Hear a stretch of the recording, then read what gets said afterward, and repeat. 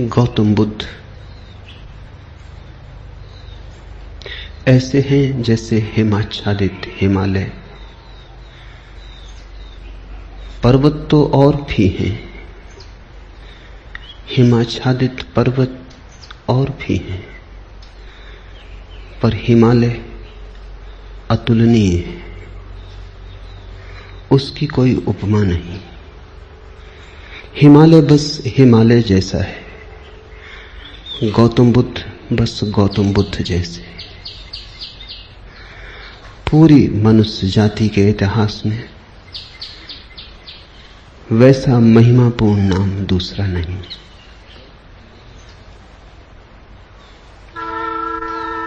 गौतम बुद्ध ने जितने हृदयों की वीणा को बजाया है उतना किसी और ने नहीं।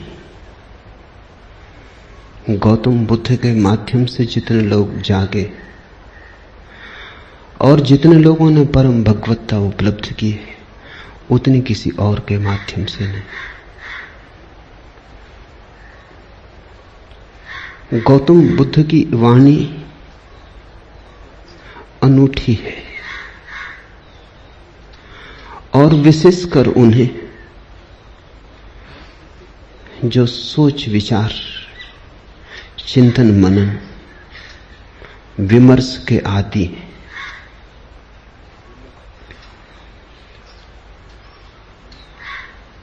हृदय से भरे हुए लोग सुगमता से परमात्मा की तरफ चले जाते हैं,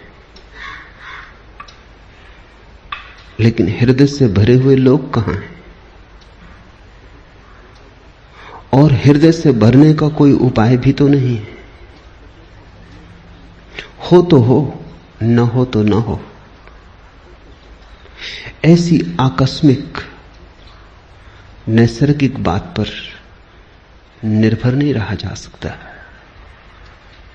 बुद्ध ने उनको चेताया जिनको चेताना सर्वाधिक कठिन है। विचार से भरे लोग, बुद्धिवादी, चिंतन मननशील, प्रेम और भाव से भरे लोग तो परमात्मा की तरफ सरलता से झुक जाते हैं, उन्हें झुकाना नहीं पड़ता। उनसे कोई ना भी कहे तो भी वे पहुंच जाते हैं, उन्हें पहुंचाना नहीं पड़ता। लेकिन वे तो बहुत थोड़े हैं और उनकी संख्या रोज थोड़ी होती गई है। उंगलियों पर गिने जा सके ऐसे लोग हैं। मनुष्य का विकास मस्तिष्क की तरफ हुआ है, मनुष्य मस्तिष्क से भरा है। इसलिए जहां जीसस हार जाएं, जहां कृष्ण की पकड़ न बैठे, वहां भी बुद्ध नहीं हारते। वहां भी बुद्ध प्राणों की अंतरतम में पहुंच जाते। बुद्ध का धर्म बुद्धि का धर्म कहा गया है। बुद्धि पर उसका आदि तो है, अंत नहीं। शुरुआत बुद्धि से है, प्रारंभ बुद्धि से है, क्योंकि मनुष्य वहां खड़ा है। लेकिन अंत उसका बुद्धि में नहीं। अंत तो परम अतिक्रमण है, जहां सब विचार खो जाते, सब बुद्धिमत्ता विसर्जित हो जाती, जहां केवल साक्षी, मात्र साक्षी शेष रह जाता है। लेकिन बुद्ध का प्रभाव उन लोगों में तत्क्षण अनुभव होता है जो सोच विचार में कुशल है। बुद्ध के साथ मनुष्य जाति का एक नया अध्याय शुरू हुआ। 25 वर्ष पहले बुद्ध ने वह कहा जो आज भी सार्थक मालूम पड़ेगा और जो आने वाली सदियों तक सार्थक रहेगा।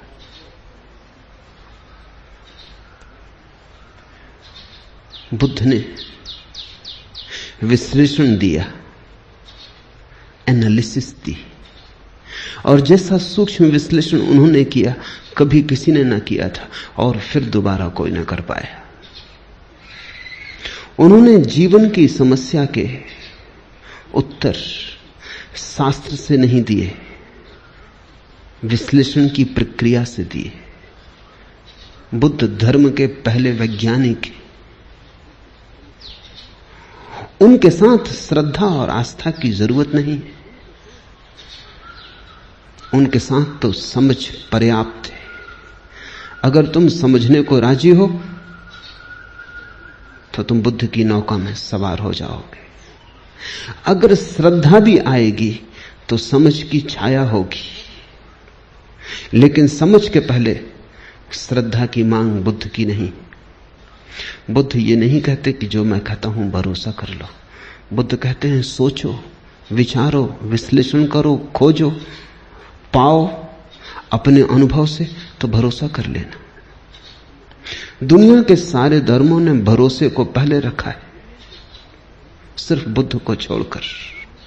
दुनिया के सारे धर्मों में श्रद्धा प्राथमिक है, फिर ही कदम उठेगा। बुद्ध ने कहा अनुभव प्राथमिक है, श्रद्धा आनुषांगिक है। अनुभव होगा तो श्रद्धा होगी, अनुभव होगा तो आस्था होगी। इसलिए बुद्ध कहते हैं आस्था की कोई जरूरत नहीं है, अनुभव के साथ अपने से आ जाएगी, तुम्हें लानी नहीं। और तुम्हारी लाई हुई आस्था का मूल्य भी क्या हो सकता है? तुम्हारी लाई आस्था के पीछे भी छिपे होंगे तुम्हारे संदेह। तुम आरोपित भी कर लोगे विश्वास को, तो भी विश्वास के पीछे अविश्वास खड़ा होगा।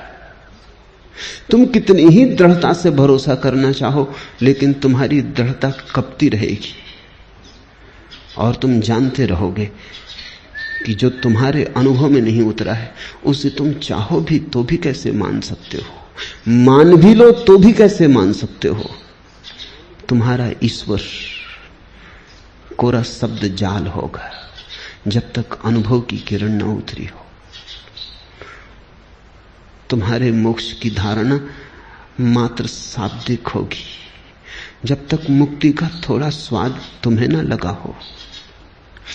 बुद्ध ने कहा मुझ पर भरोसा मत करना, मैं जो कहता हूं उस पर इसलिए भरोसा मत करना कि मैं कहता हूं।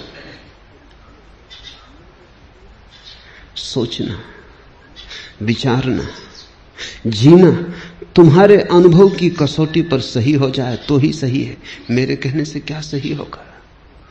बुद्ध के अंतिम वचन हैं अपदीपो भव, अपने दिए खुद बनना।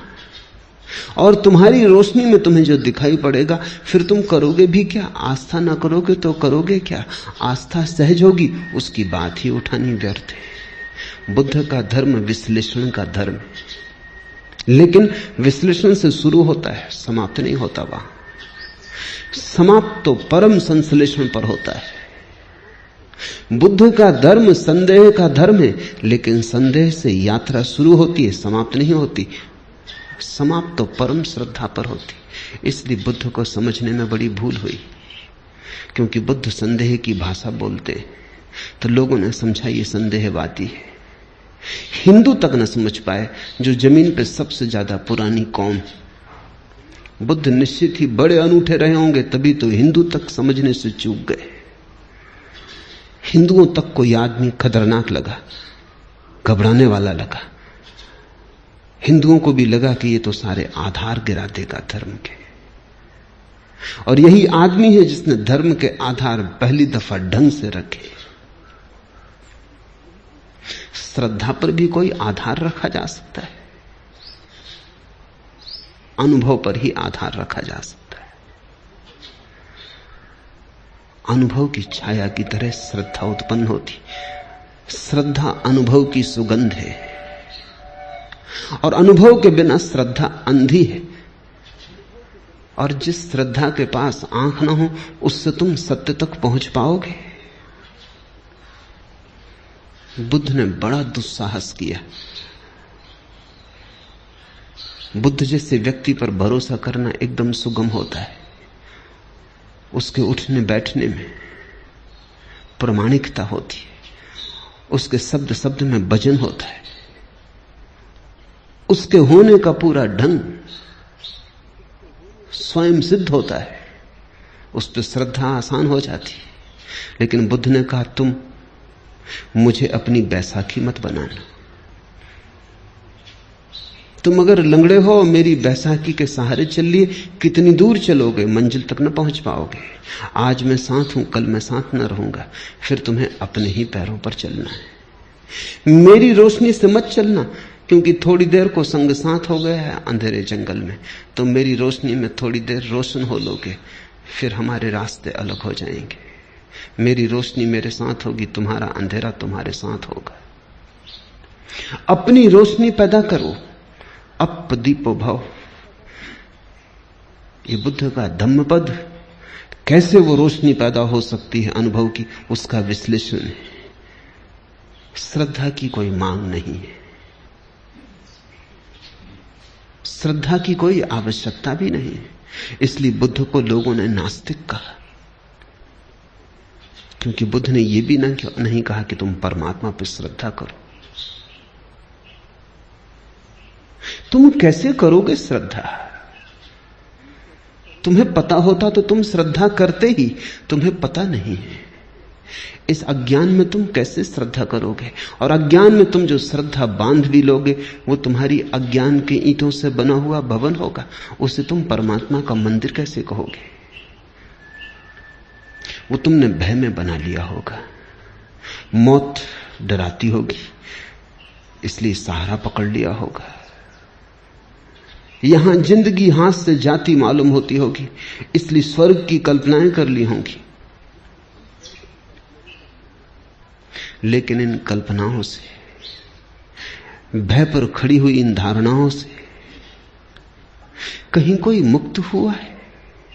इसी से ही तो आदमी पंगु है, इससे ही तो आदमी पक्षाघात में दबा है। इसलिए बुद्ध ने ईश्वर की बात नहीं की। H.G. वेल्स ने बुद्ध के संबंध में कहा है कि पृथ्वी पर इस जैसा ईश्वरीय व्यक्ति और इस जैसा ईश्वर विरोधी व्यक्ति एक साथ पाना कठिन। So godlike and so godless. अगर तुम ईश्वरीय प्रतिभाओं को खोजने निकलो तो तुम बुद्ध से ज्यादा ईश्वरीय प्रतिभा कहां पाओगे? सो गॉडलेस, और फिर भी इतना ईश्वर शून्य, ईश्वर की बात ही नहीं की। इस शब्द को ही गंदा माना, इस शब्द का उच्चार नहीं किया।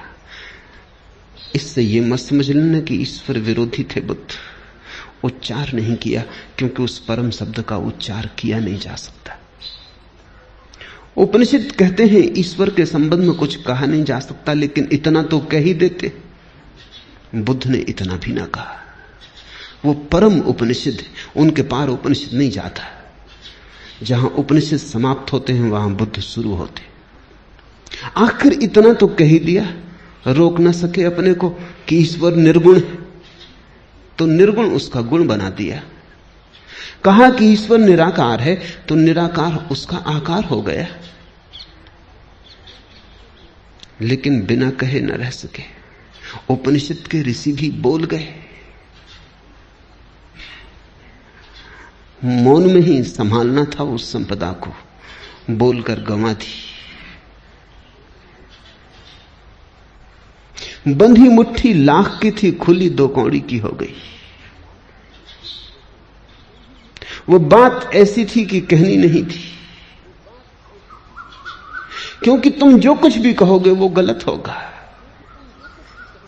यह कहना भी कि परमात्मा निराकार है गलत है, क्योंकि निराकार भी एक धारणा है, वो भी आकार से ही जुड़ी है। आकार के विपरीत होगी तो भी आकार से संबंधित है। निराकार का क्या अर्थ होता है? जब भी अर्थ खोजने जाओगे आकार का उपयोग करना पड़ेगा। निर्गुण का क्या अर्थ होता है? जब भी कोई परिभाषा पूछेगा गुण को परिभाषा में लाना पड़ेगा। ऐसी निर्गुणता भी बड़ी नपुंसक है जिसकी परिभाषा में गुण लाना पड़ता है। और ऐसे निराकार में क्या निराकार होगा जिसको समझाने के लिए आकार लाना पड़ता है। बुद्ध से ज्यादा कोई भी नहीं बोला और बुद्ध से ज्यादा चुप भी कोई नहीं। कितना बुद्ध बोले। अन्वेषक खोज करते हैं तो वो कहते हैं एक आदमी इतना बोला, ये संभव कैसे? उन्हें डर लगता है कि इसमें बहुत कुछ प्रक्षिप्त है, दूसरों ने डाल दिया है। कुछ भी प्रक्षिप्त नहीं है। जितना बुद्ध बोले पूरा संग्रहित ही नहीं हुआ है। खूब बोले और फिर भी उनसे ज्यादा चुप कोई भी नहीं, क्योंकि जहां जहां नहीं बोलना था वहां नहीं बोले। ईश्वर के संबंध में एक शब्द ना कहा। इस खतरे को भी मोल लिया कि लोग नास्तिक समझेंगे, और आज तक लोग नास्तिक समझे जा रहे हैं, और इससे बड़ा कोई आस्तिक कभी हुआ नहीं। बुद्ध महाआस्तिक है। अगर परमात्मा के संबंध में कुछ कहना संभव नहीं है तो फिर बुद्ध ने ही कुछ कहा, चुप रह के इशारा किया। पश्चिम के एक बहुत बड़े विचारक विटगेंस्टीन ने अपनी बड़ी अनूठी किताब ट्रैक्टेटस में लिखा है कि जिस संबंध में कुछ कहा ना जा सके उस संबंध में बिल्कुल चुप रह जाना उचित है। That which cannot be said must not be said। जो नहीं कहा जा सकता कहना ही मत, कहना ही नहीं चाहिए। अगर विटगेंस्टीन बुद्ध को देखता तो समझता। अगर विटगेंस्टीन के वचन को बुद्ध ने समझा होता तो मुस्कुराते और उन्होंने स्वीकृति दी होती। विटगेंस्टीन को भी पश्चिम में लोग नास्तिक समझे, नास्तिक नहीं, पर जो कही नहीं जा सकती बात अच्छा है ना ही कही जाए। कहने से बिगड़ जाती, कहने से गलत हो जाती। लाओस से तक कहता तो है प्रथम वचन में अपने ताओ ते किंग में कि सत्य कहा नहीं जा सकता और जो भी कहा जाए वो असत्य हो जाता है, लेकिन फिर भी सत्य के संबंध में बहुत सी बातें कही, बुद्ध ने नहीं कही। तुम कहोगे फिर बुद्ध कहते क्या रहे? बुद्ध ने स्वास्थ्य के संबंध में एक शब्द भी नहीं कहा, केवल बीमारी का विश्लेषण किया और निदान किया, औषधि की व्यवस्था की। बुद्ध ने कहा मैं एक वैद्य हूं, मैं कोई दार्शनिक नहीं हूं।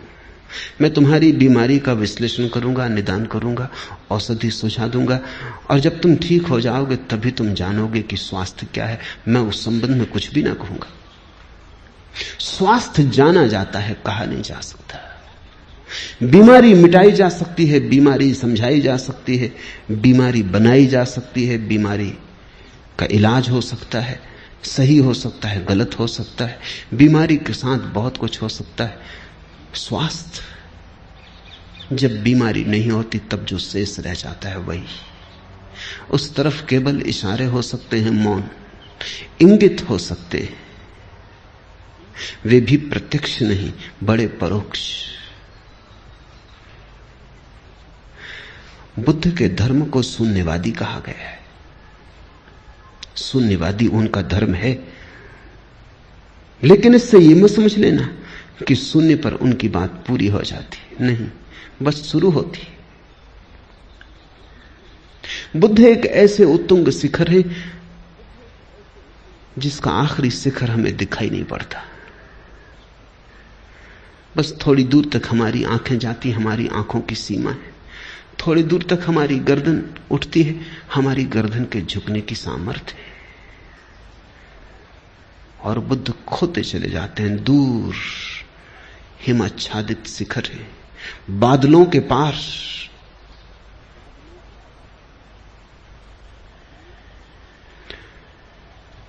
उनका प्रारंभ तो दिखाई पड़ता है, उनका अंत दिखाई नहीं पड़ता। यही उनकी महिमा है। और प्रारंभ को जिन्होंने अंत समझ लिया वो भूल में पड़ गए। प्रारंभ से शुरू करना, लेकिन जैसे जैसे तुम शिखर पर उठने लगोगे और आगे दिखाई पड़ने लगा। और आगे दिखाई पड़ने लगेगा। बहुत लोग बोले, बहुत लोगों ने मनुष्य के रोग का विश्लेषण किया है, लेकिन ऐसा सचोट नहीं।